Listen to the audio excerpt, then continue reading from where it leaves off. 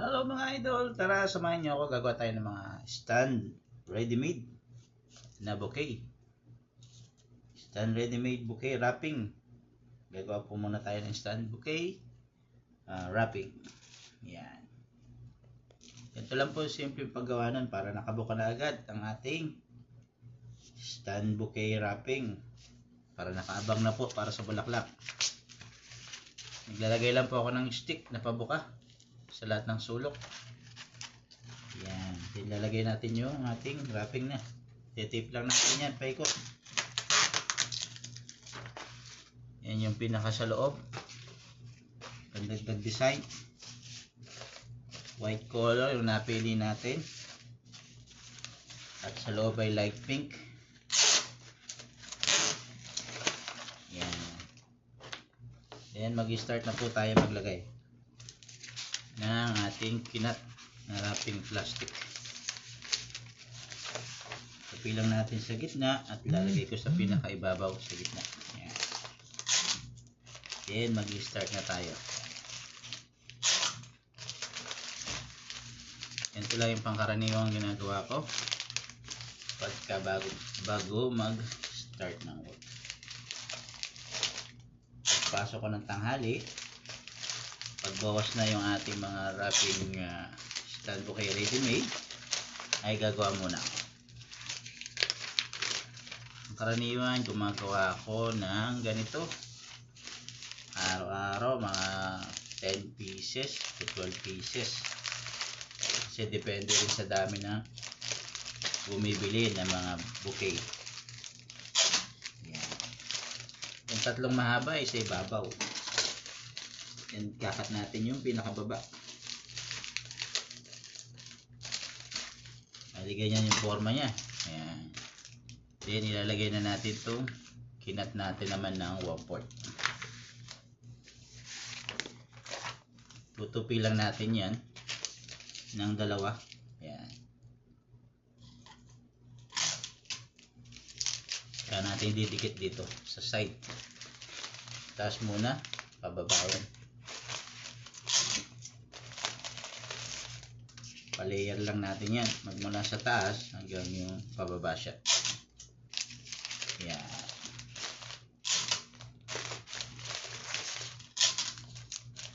Maraming klase ng stand na ganito. Dati mayroon medyo pa-triangle, medyo sawa rin mga customer sa design na ganon, kaya binago ko naman yung design. Ginawa ko namang design ng pa-hand bouquet. Ganito kasi yung mga pa-hand bouquet na design. Pero may ito, may pilin, may floral foam. Kasi yung sa hand bouquet, walang floral foam. Ito, may floral foam. Pero parang style hand bouquet din siya na naka tayo. Kasi pag mayroong floral foam, mas mabuka ang gawa ng bouquet.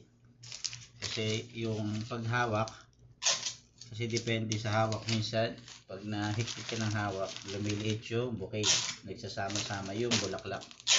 Dito walang tendency magsama-sama kasi tutusok mo siya, depende sa way na gusto mo. Ayan.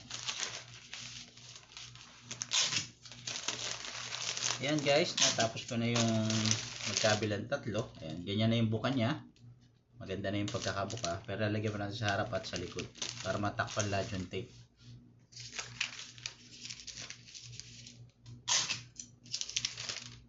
Yeah. Bali ganyan lang yung sistema niyan para mabilis yung paglalagay natin ng bulaklak pag meron ng order. Yan. Bali itong likod, maraming tape kasi itong likod. Natakpan natin ng isa. Natakpan na natin, may design pa. Yan.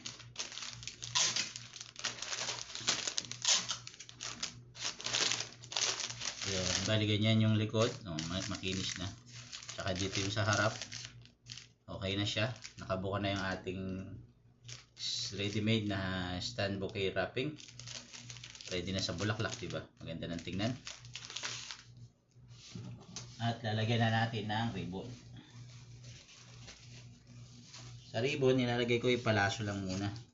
Depende sa customer pag nag-request ng yung parolyo na ribbon. Hapitin ko lang siya.